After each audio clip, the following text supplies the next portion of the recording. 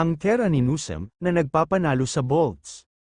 Allen Maliksi at Gerenting nagkapikunan sa loob. Kinabahan ng mga manunood sa malakas na pagbagsak ni CJ Perez. Junmar Fajardo sobrang frustrated sa laro. Alex Cabagnet sobrang natatawa sa ginawa ni Super Marcia Lasseter. Kung bago ka sa aking channel, mag-like, share, comment, at subscribe ka na.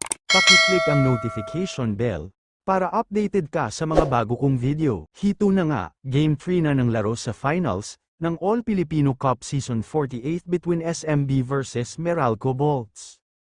Putok sa labi agad ang natamo ni Almasan, galing kay CJ Perez. Makikita din natin na walang nagawa ang mga bantay ni Fajardo, easy basket nga ang kanyang nagawa.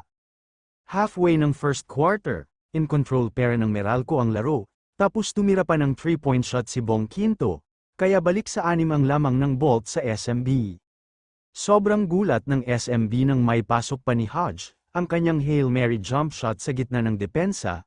Consistent din ang laro ni Raymond Almasan dito, kaya natapos ang first quarter sa score na 28-24. Second quarter, Mutautua nagpaparamdam agad sa ilalim. Naitabla nga dito sa 31 ang score nang may pasok ni Jericho Cruz ang kanyang tira. Dito nga sobrang frustrated ni Fajardo, nang first half pa lang nakakuha na siya agad ng third foul niya. Dito mas nagkadikdikan pa ang laban, Gerenting from the bench tumira ng 3-point shot, kaya naitabla na din ulit sa 34 ang score, pero Chris Newsom agad din naman itong bumawi, may kasama pang foul ni CJ Perez. Napakainit nga ng intensity ng laro, kung kaya nagkatulakan at nagkapikunan patuloy sina Maliksi at Gerenting, buti na lang ay agad din naman sila inawat ng kani-kanilang mga kasamahan pagkatapos nga ng commotion na nagaganap, pareho naman sila nakatanggap ng penalty. Nagpalitan nga ng 3-point shot ang magkabilang koponan, at nakisali na din si Chris Newsom, na siyang dahilan na lamang pera ng Meralco sa score na 48-46. Third quarter strong move to the basket nga ang ipinakita ng SMB, in courtesy of Mutautua na may 5 sa 7 sunod-sunod na puntos na naitala, napaflex pa nga ng katawan dahil ipinagpag lang naman niya ang depensa ng Bolt sa kanya.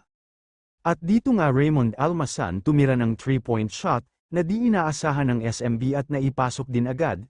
Junmar Fajardo parang ang kinulam kasi patuloy pa din ang kamalasan, nakukuha pa niya ang ika-4 niyang foul.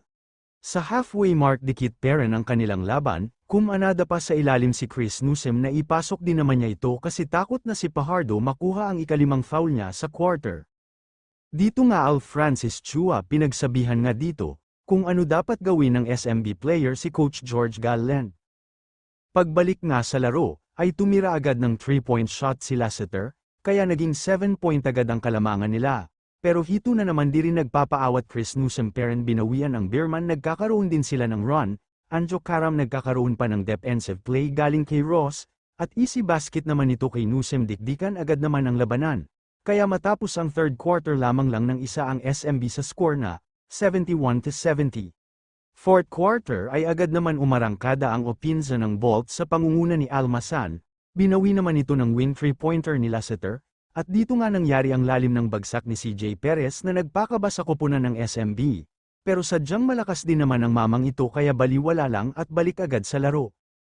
Sa halfway mark nga ng laro ay palitan lang ng lamang ang magkabilang koponan. Dito nga tinuro ni Lasseter si Cabagnet nang may pasok niya ang 3-point shot niya. Si Cabagnet na dating kakampi ang tumatawa na lamang.